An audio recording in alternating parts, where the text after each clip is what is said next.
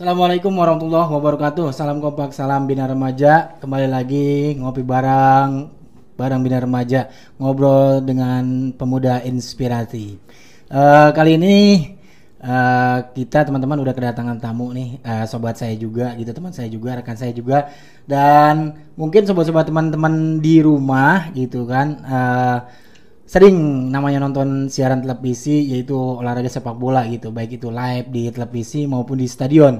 Nah, suksesnya dalam sebuah pertandingan kadang-kadang kita tidak sadari gitu. Kita cuma bisa nonton, menyaksikan itu, nikmat, enak, berjalan sukses, lancar gitu. Tapi di balik semua itu ada peranan seorang yang berperan di belakang layar semua itu untuk mensukseskan atau membuat sajian itu bisa dinikmati oleh kita semuanya. Dan kali ini kita sudah kedatangan tamu nih teman-teman dari GC-nya atau General Komisioner dari PS Tirakabo, Bung Ferdinand Rudini. Selamat malam, Bung. Iya. Assalamualaikum warahmatullahi wabarakatuh. Waalaikumsalam warahmatullahi wabarakatuh. Gimana kabarnya, sehat deh? Alhamdulillah sehat. Ya, ini beliau ini adalah guest atau MC. Nah, untuk lebih lanjutnya mungkin nanti kita akan tanya-tanya gitu ya. Oke, Bung, gimana nih posisi sekarang nih di Tirakabo? Pertama-tama saya ucapkan terima kasih udah bisa hadir di sini. Ya, kurang lebih berbagi pengalaman. Seperti yang disebutkan tadi di awal, bagaimana sebuah pertandingan itu bisa terkondisi dengan baik gitu ya. Saat ini di Tira Persikabo saya menjabat sebagai General Koordinator atau lebih singkat itu GC ya. Jadi GC ini mungkin pekerjaan langka yang tidak semua orang mungkin bisa di sini ya. Di sini kalau mungkin kita ini mungkin tidak bisa dikatakan profesi, tapi ya ini salah satu elemen penting di sepak bola. Di Tira Persikabo ini jabatan saya sekarang adalah GC. Ya, General Koordinator. Ruang lingkup GC itu sendiri gitu, Pak. Gimana tuh? Sejauh apa sih gitu menangani? GC ini adalah sesuai dengan artian kata ya, General Koordinator itu adalah berarti mengkoordinasi semuanya gitu ya. Dari mulai perizinan, terus mempersiapkan segala macam peralatan, terus ya kalau mungkin Bung Kiting pernah ke lapangan, kita nyiapin bellboy, terus steward. Intinya GC ini adalah seseorang di kepanitiaan yang bertugas untuk melengkapi hal-hal yang bersangkutan dengan kelancaran pertandingan tersebut. Kurang lebih seperti itu. Berarti tanggung jawabnya luar biasa sekali ya gitu. Lumayan cakupannya lumayan luas juga gitu ya untuk mengkondisikan sesuatu pertandingan dari mulai koordinator yang lain di bawah pengaruh ente gitu ya. Kurang lebih seperti itu, Pak. Cuman ya karena kita kan sebelum musim ini dimulai, biasanya ada semacam workshop lah ya. Di workshop itu kita digodok ya apa aja yang harus kita siapkan. Nah, intinya ada regulasi dari setiap turnamen atau misalnya kompetisi itu. Intinya saya harus hafal itu regulasi dan intinya jangan sampai ada regulasi yang terlewatkan gitu ya. Intinya karena ketika regulasi itu tidak bisa kita laksanakan, mungkin teman-teman pernah tahu itu implikasinya denda gitu. Ya kita contoh ya, ada misalnya ada semacam botol minuman masuk ke lapangan, ini dendanya udah 10 juta, belum ada player apa segala macam. Nah, ini kita ini sebagai GC mengkondisikan hal-hal tersebut jangan sampai terjadi gitu. Kurang lebih seperti itu. Nah, terus untuk mengkondisikan itu kan berarti harus koordinasi sama bidang-bidang yang lain gitu ya. Nah, itu kesulitannya pasti lumayan berat gitu. Nah, pengalaman ente tuh selama bertugas sebagai GC itu. Intinya mungkin komunikasi ya. Di awal tugas ya, karena saya awalnya tidak langsung menjadi GC ya, kita dimulai dari LO, jadi LO, jadi asisten GC. Yang susah itu bukan mengkondisikannya, tapi mengkomunikasikannya. Terkadang kepercayaan diri kita itu untuk mengkomunikasikan sesuatu yang seharusnya, tapi karena terhalang oleh kepercayaan diri kita yang kurang, kadang-kadang itu tidak tersampaikan. Mungkin itu kalau misalnya untuk membuat pertandingan menjadi sesuai dengan regulasi itu, kita tinggal baca regulasi ya. Cuman emang kendalanya itu komunikasi. Ya, paling gitu aja sih. Berarti kan butuh sebuah pengalaman dan ilmu juga gitu ya di bidang tersebut gitu Bang ya. Sangat gitu ya. Mungkin ya kepercayaan diri akan muncul karena pengalaman ya. Pengalaman bertemu dengan orang-orang itu yang membuat kita percaya diri untuk berkomunikasi dengan lancar. Gitu. Nah, itu awal mula nih terjun ke dunia seperti ini, atau jadi GC terus jadi MC gitu. Nah, kira-kira awalnya terus seperti apa tuh? Awalnya apa langsung ini nih kayaknya nih. Enggak juga ya. Awalnya mungkin ya karena ya passion mungkin ya.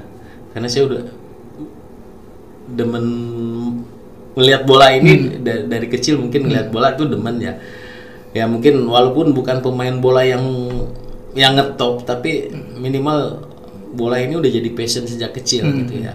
Dan ketika misalnya ada kesempatan untuk kesini, ya semuanya serba kebetulan. Dan kalau ngomongin mimpi, ini mungkin beberapa mimpi yang terbeli gitu, mimpi yang terbeli lah. Gitu. Yang tadinya cuman main bola ini cuman sekedar hobi, tapi sekarang menjadi hobi yang dibayar gitu. Iya betul. Pernah ngebayangin nggak dulu bisa sampai sekarang ini? Boro-boro. Sama sekali nggak terpikirkan untuk sampai sini ya. Mungkin karena ya awalnya sih karena saya mungkin ingin mencari judul dalam hidup saya gitu ya. Ingin di KTP saya itu ada pekerjaan, ada tertulis pekerjaan yang bisa dibanggakan oleh anak-anak saya. Iya. Terus nah selama perjalanan jadi GC ini kan tentunya ketemu orang-orang hebat gitu kan, terutama orang-orang persepak bolaan di tanah air gitu, orang PSSI, baik pemain, wasit dan sebagainya. Nah itu pengalaman itu seperti apa tuh kira-kira rasanya gitu? Pengalaman yang paling berkesan adalah ketemu Essien ya. Michael Essien itu kan legenda itu ya. Mungkin ya siapa sih orang bola yang tidak kenal Michael Essien, Carlton Cole, terus Sissoko. Ya kalau pemain-pemain lokal kayak model BP itu sering banget kita ketemu lah gitu ya. Cuman ya itu sebuah pengalaman yang benar-benar sangat berharga, dan mungkin tidak semua orang bisa ada di posisi saya itulah.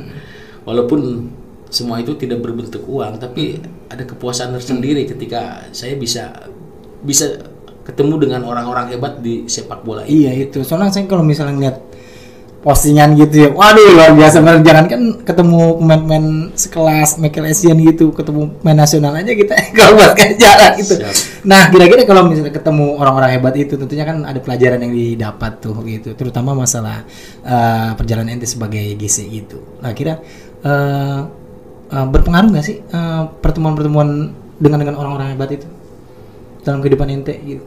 Sangat berpengaruh ke yang tadi awal kita bicarakan itu percaya diri ya. Ketika misalnya ini tidak semua orang lo bisa ada di posisi saya, makanya yang tadinya saya sangat nggak punya kepercayaan diri, ketika saya bisa menjadi ya salah satu orang yang beruntung itu, kepercayaan diri saya meningkat gitu. Dan alhamdulillah itu secara tidak langsung berdampak pada sisi kehidupan saya yang lain gitu ya. Kurang lebih seperti itu. Nah terus tentunya kan seorang Ferdinand itu nggak lantas langsung jadi seperti sekarang ini gitu, General Commissioner, General di pertandingan, koordinator di lapangan Liga 1 lagi, terus juga Matchcom juga ya pernah ya. Nah kita flashback ke belakang itu, kira-kira awal mula terjun ke dunia persepak bolaan gitu, terutama di ASKAP Kabupaten Bogor. Semuanya berawal dari ingin keluar dari kehidupan saya yang terdahulu gitu. Jujur lah, mungkin sebelum terjun ke sepak bola ini saya pernah punya kehidupan yang ya kurang lebih kelam lah ya. Tapi itu bukan sesuatu yang harus diingat lah ya. Makanya ya ada pepatah supir angkot itu yang sampai saat ini saya kenang ya itu.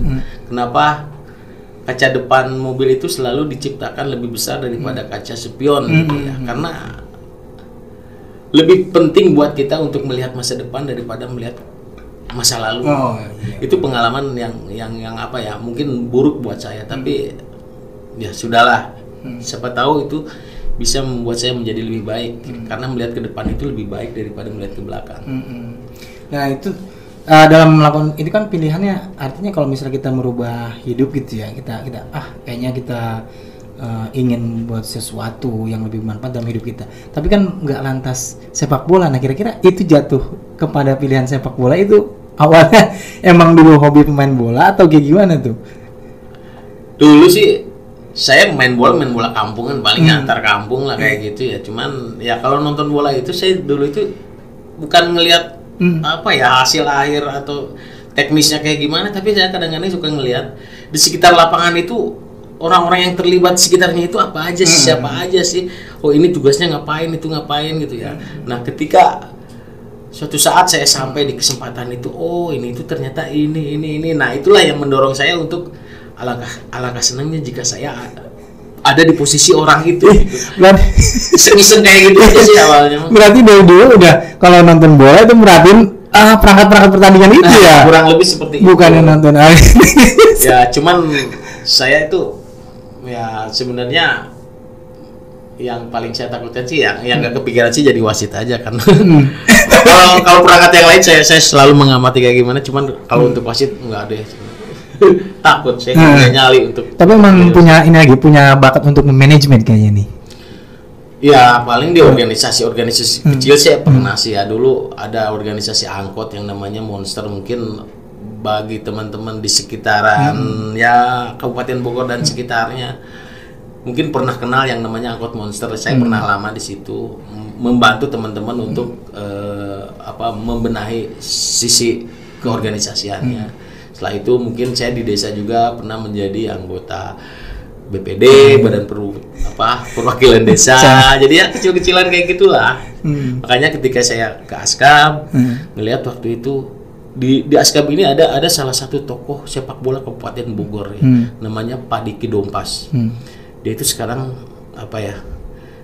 waktu kerjanya itu wah ini mungkin kalau saya pengen jauh ke terjun ke bola, saya kayaknya harus belajar dari profesornya langsung. Makanya ketika awal-awal itu saya rela ya, kalau ngomongin itu ya saya jadi ingat saya harus mulai dari awal itu.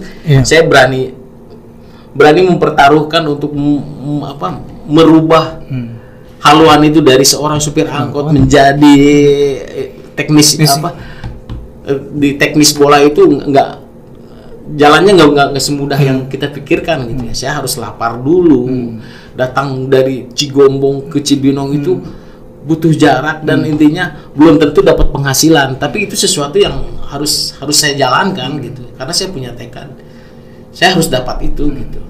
Nah kira-kira kan dari awalnya supir angkot gitu kan, terus berkecimpung di dua seperti itu gitu.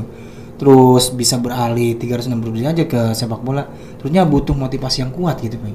Nah itu kira-kira motivasi yang mendasari benar-benar ini jalan hidup harus berubah dan sebagainya, dan pilihan itu sepak bola, kira-kira paling kuat itu motivasinya dari?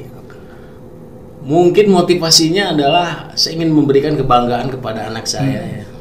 Karena maaf ya, bukan saya merendahkan profesi supir angkot ya, tapi itu sebuah profesi yang mungkin tidak bisa dibanggakan oleh anak saya. Saya ingin memberikan kebanggaan kepada anak saya. Ketika misalnya ada orang bertanya, "Bapak, lu kerjanya apaan?" Mungkin dulu dia malu untuk ngomongnya ya, tapi sekarang insya Allah, alhamdulillah, anak saya bangga. Ya, kurang lebih seperti itu. Benar-benar. Dan dulu kan gini, awal-awal kita kenal gitu ya, kita sama-sama di sekolah sepak bola nih ke belakang gitu. Nah itu pertama terjun ke dunia SSB juga nih gitu. Emang dulunya seorang coach atau pelatih atau kayak gimana itu bisa ke SSB? Nggak ada juga. Ya berawal dari tekad itu ya, ingin merubah haluan hidup. Kan untuk sampai, taruhlah Cibinong ini adalah pusat sepak bola di Kabupaten Bogor. Iya. Untuk sampai ke Cibinong ini saya harus punya kendaraan. Makanya ya kendaraannya apa ya? Selain klub mungkin SSB ya. Karena dari klub dan SSB itu saya bisa ketemu dengan banyak orang, teman-teman sesama pembina SSB, teman-teman sesama pemilik klub, juga pengurus-pengurus itu. Nah, dari event per event, pada akhirnya saya ketemu banyak orang, ketemu pengurus, pada akhirnya kan kita dikenal juga, ya dengan kendaraan SSB ini ya, walaupun ya passion saya itu nggak melatih. Saya ajak teman, salah seorang teman yang bisa ngelatih, udah lah lo bagian ngelatih, udah biarin gue yang ngurusin ke atasnya gitu ya. Saya daftarin klub saya itu, kebetulan karena saya masih di Monster waktu itu ya, nama klub saya itu Monster United ya. Ya beda-beda tipis lah sama Monster United lah, sama Manchester United lah. Gak punya arti sebenarnya, yang penting mah ya deket-deketin aja sama MU gitu, biar agak kerenan dikit gitu aja sih, nggak ada arti sama sekali.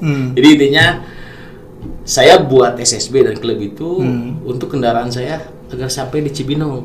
Dan ketika saya udah sampai ya saya mau ngapain lagi gitu ya, karena ya mungkin Coach Kiting juga adalah seorang praktisi pengurus bola yang mungkin kalau ngomongin keuntungan nggak ada ya, yang ada kita malah buntung ya. Ya udahlah, karena apalagi di wilayah selatan ini sepak bola nggak bisa dikatakan komoditi ya. Kalau di Cibinong mungkin SSB ini pendaftaran berapapun dikejar ya, tapi kalau di sana itu enggak lah ya. Belum bisa seperti di Cibinong dan sekitarnya. Nah, mengingat begitu perlu apa ya istilahnya, perlu kekuatan tekad yang luar biasa kan untuk terjun ke dunia sepak bola gitu. Nah, yang itu berani-berani dari istilahnya, walaupun misalnya supir angkot penghasilannya yang ini kan artinya itu bisa punya penghasilan tetap dong gitu kan. Nah, untuk beralih ini kan memutuskan udahlah di sepak bola aja. Nah, itu perlu tekad yang kuat gitu, dan kepercayaan diri yang kan dari supir angkot beda sama ilmunya gitu, jauh beda. Nah, kira-kira bisa seperti itu, bisa mempunyai kepercayaan diri gitu kan, memotivasi diri sendiri bahwa gue juga bisa seperti ini. Nah, kira-kira itu kayak gimana tuh berangkat itu? Awalnya mungkin apa ya, karena saya ini saya beranggapan tidak ada yang tidak mungkin dalam hidup ini ya. Apapun yang dikatakan susah, walaupun jujur lah kita tidak punya latar belakang pendidikan untuk kesini ya. Saya bukan pelatih juga, saya nggak punya latar belakang pendidikan di bola gitu ya. Cuman saya selalu berpikir kalau emang kita punya keinginan dan tadi landasan yang kuat itu untuk memberikan kebanggaan kepada anak saya, kenapa enggak gitu ya. Lapar-lapar dikit ya kita jalanin lah gitu lah. Mungkin awalnya lapar, ketika saya pindah memutuskan untuk menjadi praktisi di sepak bola ini, kalau ngomongin lapar saya banyak laparnya. Bahkan saya ini di awal saya di Askab ini ngebantuin Pak Diki Dompas ini ya nyapu-nyapu kantor apa segala macam, tapi dari situ saya banyak mendapatkan pengalaman dari profesor sepak bola di Kabupaten Bogor ini gitu ya. Banyak ilmu, banyak kenalan yang pada akhirnya orang-orang ya di setiap event Kabupaten Bogor ini minimal di situ ada nama saya gitu. Iya. Jadi pernah proses seperti itu pernah yang terjalanin ya gitu ya. Ya, sangat ya, kalau ngomongin pahit lah. Cuman karena emang udah passion ya dinikmatin saja gitu. Nah, sekarang tokoh yang paling menginspirasi atau memberikan benar-benar banyak ilmu ke ente gitu sampai bisa sekarang ini. Di awal saya melihat sosok ya Muhyiddin Obing ya. Mungkin teman kita semua ya kalau sini. Dia itu perasaan waduh. Ini orang super banget, asik banget ini kayaknya kalau bisa ngedeketin beliau. Jadi ya salah satu prinsip saya itu, saya harus ngedeketin orang yang emang bener-bener punya ilmu di situ gitu, supaya saya pun ya saya tidak ingin mensejajarkan dengan mereka ya, tapi minimal saya punya ilmu yang membuat mereka bisa seperti itu. Dua mungkin yang paling ini adalah Pak Diki Dompas ya.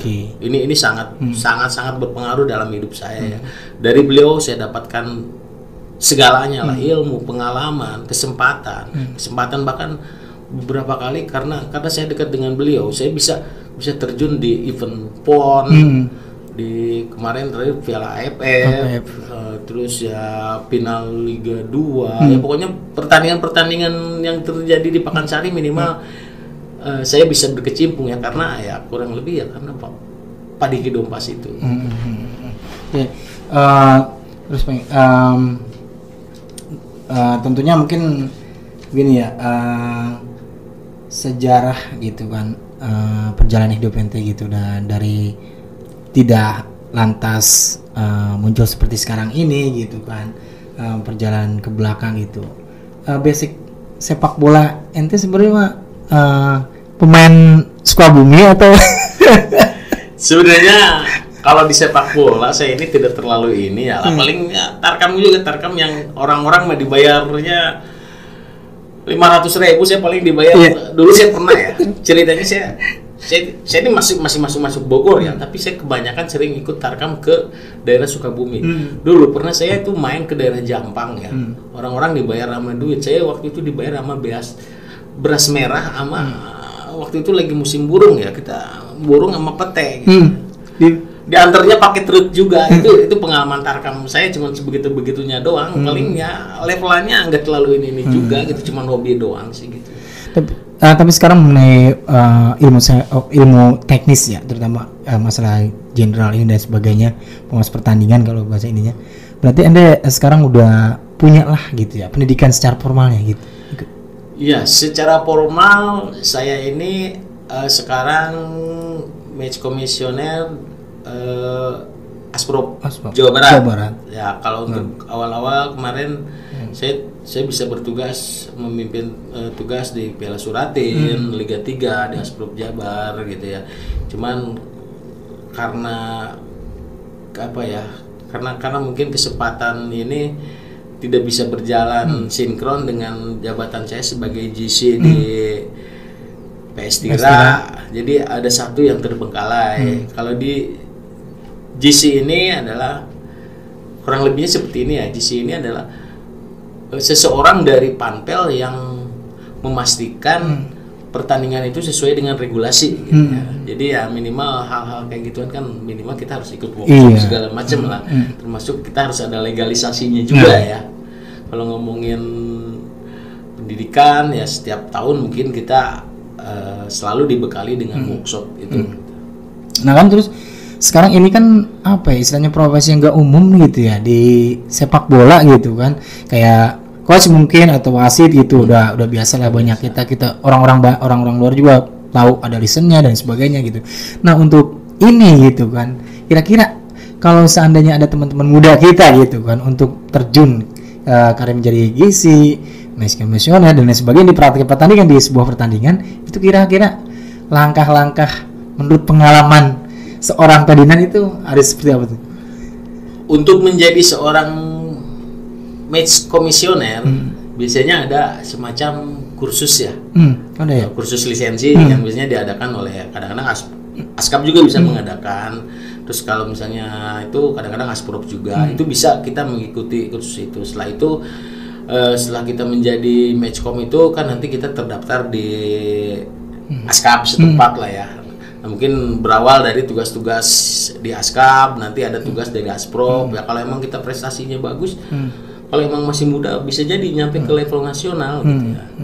Nah, kalau untuk GC, General Coordinator ini mungkin sekarang kalau emang untuk awal-awal di level kompetisi Asprop saja sekarang sudah mulai menggunakan GC, General Coordinator. Seperti kita ketahui di Kabupaten Bogor ini ada beberapa tim yang masuk Liga 3 ya. Kalau nggak salah ada 5 tim di Kabupaten Bogor yang termasuk anggota Asprop ya, Liga 3 Asprop ya. Dan ini kalau emang untuk belajar harus punya GC ya? Ya, bisa merapat ke tim-tim tersebut gitu. Nah, kalaupun emang misalnya mau belajar kecil-kecilan ya di tim masing-masing kita cobalah. Intinya gini lah, kalau di zaman dulu mungkin yang namanya GC itu kayak orang yang mempersiapkan itulah, kayak panitia lah. Kurang lebih seperti itu gitu ya. Kalau untuk legalisasi mungkin karena GC ini hanya terbatas pada tim-tim yang ikut di liga saja, mungkin suatu saat kalau emang kita udah punya keahlian, kenapa enggak, kesempatan itu insya Allah akan datang. Nah kira-kira menurut ente nih, perjalanan hidup dari sebelumnya sampai bisa sekarang di terjun persepak bolaan Indonesia, AJC Liga 1 dan sebagainya gitu, pesan-pesan buat kaum muda nih gitu kan, mengingat perjuangan ente kan dari nol gitu di dalam dunia sepak bola hingga mencapai level seperti ini gitu. Kira-kira pesan-pesan yang bisa ente sampaikan buat rekan-rekan muda gitu. Jangan pernah takut untuk bermimpi, dan segeralah bangun kalau emang sudah bermimpi. Karena kalau mimpi terus kapan mau bangunnya ya? Iya. Dalam mimpi itu bangunlah. Apapun itu, gimana pun itu, kalau emang kita punya tekad, insya Allah akan selalu ada jalannya. Walaupun saya tidak seperti saya tidak berpikir akan sampai sejauh ini. Tapi ketika saya punya keinginan, jalan itu akan terbuka sendiri. Berarti intinya ketika punya cita-cita gitu, raih cita-cita itu, karena sebuah proses itu membentuk hasil gitu ya. Jadi buat teman-teman muda, kalau misalnya punya mimpi, ya raih mimpi itu, jangan tidur terus dan kemudian bangkit dan raih mimpi itu. Kita bisa melakukan sesuatu kalau misalnya kita bisa mau melalui proses itu. Siap. Oke, teman-teman sekalian gitu. Ini tadi ngobrol-ngobrol kita bareng Bung Ferdinand, yang merupakan sosok yang mudah-mudahan bisa menginspirasi kita semua bagaimana perjalanan hidup beliau dari nol, yaitu dari bukan apa-apa di dalam dunia sepak bola kemudian menjadi sesuatu dalam sepak bola. Artinya berkat keuletan, ketekunan, motivasi hidup yang kuat dan fokus pada tujuan, akhirnya beliau bisa mencapai seperti ini. Dan jangan lupa di subscribe channel kita di Bina Remaja 04 Official, dan nantikan podcast kita selanjutnya dengan pemuda-pemuda inspiratif.